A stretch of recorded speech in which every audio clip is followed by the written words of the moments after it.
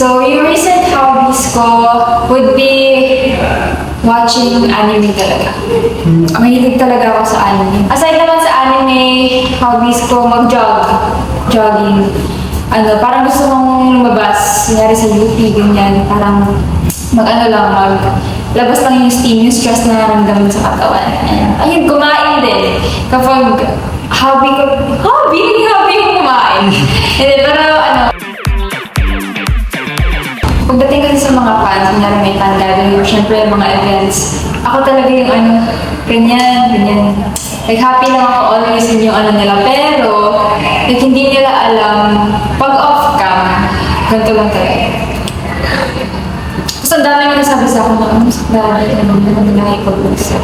Tapos pag kinausap nila ako, maayos naman. Sadyang na talaga, like, introvert to the next level. Ganun talaga. All things happened kasi pinilit ko, kasi gusto ko talaga siyang gawin. So ayun, parang sobrang supportive lang talaga ng family ko. Like hindi lang yung family ko, mom, dad, siblings, pati yung mga sa mother side, sa father side, kaya sobrang nakakatuwa. Aside sa maging artista, gusto ko talaga maging FA. Yun yung number 1 ko talaga na trabaho, kasi gusto ko mag-travel, like, and gusto ko yung parang ginagawa ng mga FA na ayun, parang ang cool lang kasi parang nasa plane ka, you get to travel to many places. So, sinusulat ko lang. Sinusulat ko siya, like, ang dami ko ng notebooks na napupuno. Diary, journal, nandun siya lahat. Kasi parang ako yung taong hindi talaga mabilis mag-open. At parang mahirap for me mag-open at hindi. College. Second year college. Anong program mo? Marketing management, yes, BA Marketing Management. Saan school ka? Sa Trinity University of Asia. Sabi ko, ano mo pinaka-nearest na course sa trabaho ko? Parang natutunan ko na rin yung marketing since parang syempre nag-brainstorming kami kung paano ma-market yung sarili namin, ganyan. Tapos parang marami akong natutunan sa mga marketing namin dun sa office namin, sa management namin. Sabi ko, try ko to, ganyan. Baka makatulong din sa akin since gusto ko rin mag-venture sa business. Before kasi online, so parang lang siya, stressful siya kasi parang binibigay lang sa'yo lahat ng gagawin. Tapos parang may mga deadlines pa, pero may gagawin, puyat ka, hirap, ganyan. So, para sa akin, parang wala talaga, ginagawa ko na lang talaga.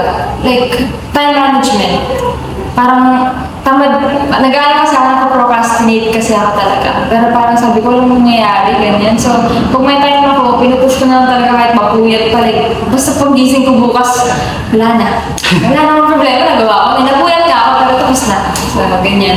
Ngayon, face-to-face pala, like Monday to Saturday nga, may pasok talaga.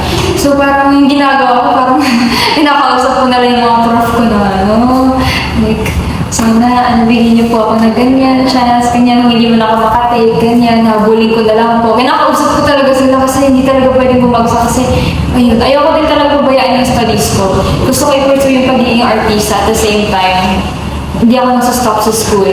Kasi para sa akin, fallback mo talaga yung education. Things to do. Ano ang biggest regret ko sa life ko? Siguro, na hindi ko pa pinaglaban ng skill sa group. As of na, parang yun pa lang naman. Kasi mga minor lang naman yung ano. Kasi ayun, gusto ko talaga mag-stay sana sa group and mag-perform pa lang while acting. So for now, yun pa lang.